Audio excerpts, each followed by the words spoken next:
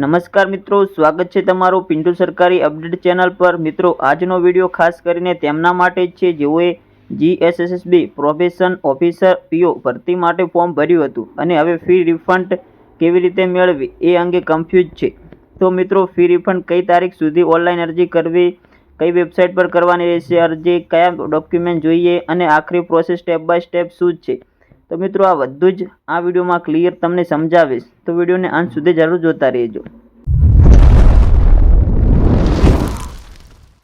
તો મિત્રો, ભરતીની માહિતી આપણે જાણીએ તો મિત્રો પહેલા થોડી માહિતી જોઈ લઈએ। તો ભરતીનું નામ પ્રોબેશન ઓફિસર પીઓની છે। સંસ્થા મિત્રો જીએસએસબી ગુજરાત ગૌણ સેવા પસંદગી મંડળ। જાહેર નંબર મિત્રો 227/2024-25 છે। ફી રિફંડ માટેની તારીખ 22/12/2025 થી 31/12/2025 સુધી જ છે। મિત્રો, આ તારીખ પછી ફી રિફંડ કરવાની તક નહીં મળે એટલે છેલ્લી તારીખ પહેલાં જરૂરથી અરજી કરી લેજો। તો મિત્રો, ફી રિફંડ કરવા માટે તમારે ઓજસની ઓફિશિયલ વેબસાઇટ પર જવું પડશે। હું વિડીયોના ડિસ્ક્રિપ્શનમાં લિંક આપી દઈશ, અથવા તો તમે ગૂગલમાં જઈ અને લખવાનું રહેશે ઓજસ ગુજરાત ફી રિફંડ। ત્યાર પછી જે વેબસાઇટ આવે તેના પર તમારે ક્લિક કરી દેવાનું રહેશે। જેવું મિત્રો તમે ક્લિક કરશો ત્યાર પછી આ પ્રકારનું પેજ આવશે। તેમાં મિત્રો તમારે સિલેક્ટ જોબમાં જીએસએસબી 2024-25 227 તે સિલેક્ટ કરી દેવાનું રહેશે। ત્યાર પછી મિત્રો તમે કન્ફર્મેશન નંબર નાખી દેવાનો રહેશે। ત્યાર પછી મિત્રો તમારે બર્થ ડેટ જન્મ તારીખ નાખવાની રહેશે। ત્યાર પછી નીચે કેપ્ચર દેખાય, કેપ્ચર નાખી અને તમારે ઓકે બટન ઉપર ક્લિક કરી દેવાનું રહેશે। જેવું મિત્રો તમે ઓકે બટન ઉપર ક્લિક કરશો ત્યાર પછી આ પ્રકારનું પેજ ખુલશે। આમાં મિત્રો તમારે નેમ આવી જશે, તમારી જન્મ તારીખ ડેટ ઓફ બર્થ આવી જશે, ત્યાર પછી કાસ્ટ આવી જશે, જેન્ડર આવી જશે અને કન્ફર્મેશન નંબર આવી જશે।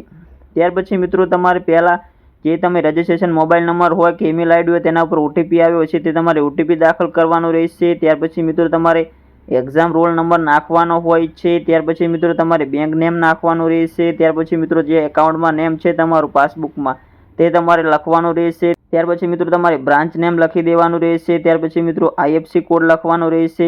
ત્યાર પછી મિત્રો કન્ફર્મ આઈએફસી કોડ લખવાનો હોય છે તે જ આઈએફસી કોડ લખવાનો રહેશે। ત્યાર પછી એકાઉન્ટ નેમ, ત્યાર પછી તે જ એકાઉન્ટ નેમ મિત્રો કન્ફર્મ એકાઉન્ટ નેમ તરીકે લખવાનું રહેશે।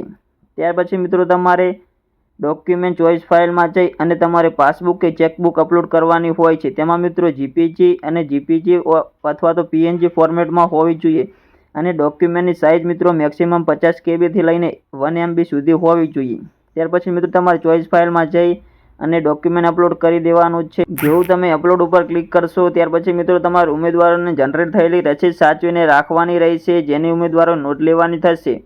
ત્યાર પછી મિત્રો ફી રિફંડ ક્યારે મળશે, તો મિત્રો ફોર્મ સબમિટ થયા પછી થોડા દિવસોમાં તમારા બેંક ખાતામાં fee refund amount direct credit થઈ જશે। ત્યાર પછી મહત્વની સૂચનાઓ કે છેલ્લી તારીખ 31/12/2025 છે તે તમારે નોંધ રાખવાની રહેશે। ત્યાર પછી બેંક ડિટેલ તમારે સાચી નાખવાની રહેશે અને પાસબુક કે ચેકબુક સ્પષ્ટ હોવી જોઈએ। તો મિત્રો આ રીતે તમે જીએસએસબી પીઓ ફ્રી રિફંડ ઘરે બેઠા સરળતાથી કરી શકો છો। જો વિડીયો ઉપયોગી લાગ્યો તો લાઇક કરો, શેર કરો, ચેનલને સબસ્ક્રાઇબ કરો અને બેલ આઇકનને દબાવી દેજો। કોઈ પણ પ્રશ્ન હોય તો કોમેન્ટમાં જરૂરથી લખજો, હું બધાને રિપ્લાય આપીશ। જય હિન્દ, જય ગુજરાત।